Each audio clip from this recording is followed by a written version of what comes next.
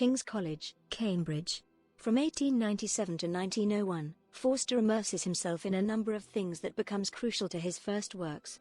There, for the first time, he reads the classics and history. In February 1901, he is accepted into the exclusive university society The Apostles, to secretly discuss philosophical and moral questions. Leonard Woolf, Lytton Strachey and J.M. Keynes are some of the friendships Forster made as an active participant of The Apostles. Cambridge's atmosphere exposed him to Mediterranean culture, which counterbalanced the more rigid English culture in which he was raised. Forster became a writer shortly after graduating from King's College.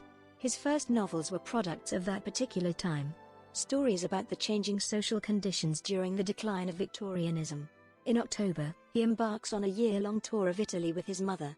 Many incidents and people from this trip find their way into Where Angels Fear to Tread, A Room with a View, and his short fiction such as The Story of a Panic and The Eternal Moment. In 1906, Forster fell in love with Syed Ross Massoud, a 17-year-old Indian future Oxford student he tutored in Latin.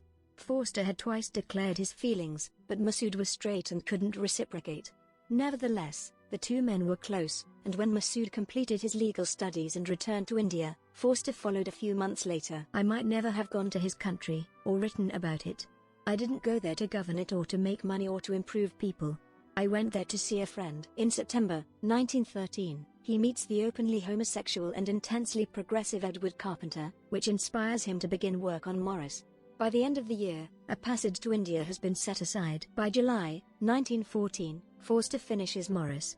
He feels deep anxiety about the failure of his creative energies and his role in life. The outbreak of the First World War in August only exacerbates these feelings. Soon, he begins to work for the Red Cross's Wounded and Missing Bureau in Alexandria, Egypt. Forster was a virgin until the age of 39, when he had his first full sexual experience with a passing soldier on a beach in Alexandria. At Ramlah Station, near Alexandria, he met the 17-year-old boy Muhammad El Adil, a Muslim tram conductor. They fell in love and Forster enjoyed his first satisfactory relationship. Forster wrote extensively during his war years in Egypt.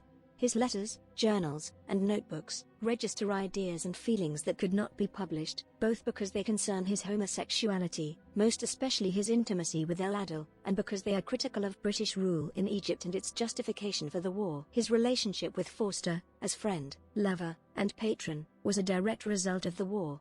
Their relationship belongs within the contacts across cultural, racial, and class boundaries that were enabled by the war's massive migrations. El Adil was able to use Forster's social networks to move from the trams to clerical work in the British Army. As a clerical worker, he earned significantly more and seemed to be on his way to middle-class status and economic security.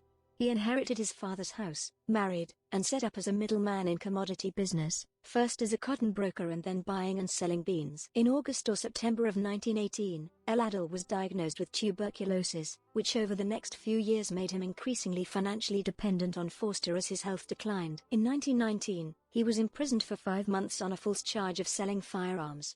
El Adil's health and his finances never recovered, and 2 years later he and his young son were both dead, remembered by friends and family, and in British modernism via Forster's writings. Forster is determined to dedicate his Alexandria essays Pharos and Farallon to El Adil, but was painfully ambivalent about whether or not to use his lover's name.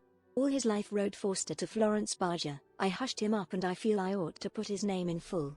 Yet I don't want questions from outsiders. In the end, he dedicated the book, in Greek, to Hermes, leader of souls.